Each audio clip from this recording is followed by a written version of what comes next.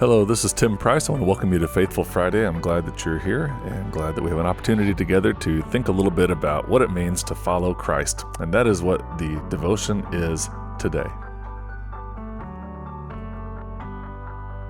From Luke chapter 14, where Jesus is teaching crowds and he turns to them and gives them a couple hard things to learn. And one is that whoever is not willing to carry his cross and follow me cannot be my disciple. He talks about putting him above even family and a few other things that for some people made it difficult. Some of them even left saying, how can anyone even do this? Well, there are some interesting things about salvation, about discipleship, about following Jesus. And there's just a couple of them I thought I'd share today that stick in my mind. One of them is that we get this opportunity to put our lives in the hand of Jesus. It's sort of like taking a car ride with a race car driver. You really have the exhilaration of being on the track, of taking the laps, of being in a place where you're on a high-speed adventure, but you aren't the driver. And that's kind of what it's like to follow Jesus. When my daughters were much younger, I would let them, at times, when I was sitting in the driver's seat of the Harvest van, I would let them sit on my lap and turn the wheel. And it was really fun. I don't think it was illegal. It was kind of a memory builder, and it was a good life lesson for them. But it does cost something. It costs something for them to put their trust in me, and it also costs something for me as the person who is giving them the opportunity for the adventure and the life. Just like it cost Jesus to sacrifice so that we might have true and abundant life. It's the same way whenever my daughter Macy would be behind the wheels, a little tiny girl, and for whatever reason would just start laughing to the point of not even paying attention. And then based on, I guess, my funny response to her over the last couple of years when she was younger, before she, got her permit and started really driving, she thought it was funny to aim towards something and wait for me to help her get out. And that little image just sticks in my mind because that's exactly what we do with Jesus at times. We are careening through life, and at times we start aiming for the wrong direction.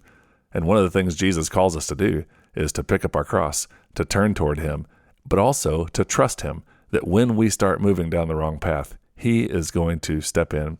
He's going to help change our direction. And that's not always fun, but it is needed for the sake of our very lives. One other image that sticks with me is an image that I read about once of a lifeguard who was on a beach and saw a man all of a sudden beginning to drown. He walked out into the surf, but he didn't actually go out to rescue him. You could tell he was flailing, and people gathered on the beach and yelled and screamed at the lifeguard to go out and rescue the drowning man. Well, the lifeguard waded a little deeper. He kept his eye totally focused on the guy out in the ocean, but the yells and the screams of the onlookers did not motivate him to swim out. The lifeguard just stood there. Just when it seemed like the man was about ready to go down for the last time, the lifeguard finally, with really strong, powerful strokes, swam out and grabbed the man and brought him back to shore. And after some spitting and coughing, the man was conscious and he was okay. But rather than hailing this lifeguard as a hero, the onlookers were angry at the lifeguard and said, "Man, you coward, you saw he was drowning, but you didn't go out. Why didn't you go out sooner?" And the lifeguard quietly and patiently explained to them, "You can see that he is much bigger and stronger than I am. If I had gone out sooner, he was thrashing and kicking so violently that we both probably would have drowned.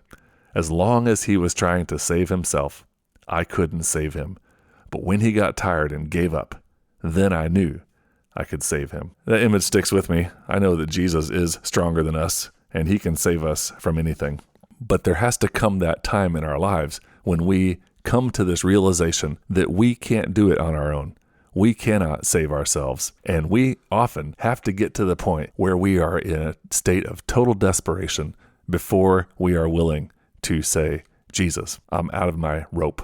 I'm drowning in this mess, and I am trusting you, seeking you, calling on you. You are the only one who can save me." I hope all that makes sense. A couple images that stick in my mind of what it means to say yes to Jesus and to be totally sold out to his grace and love in our lives. And I'm praying that sticks with you today as well.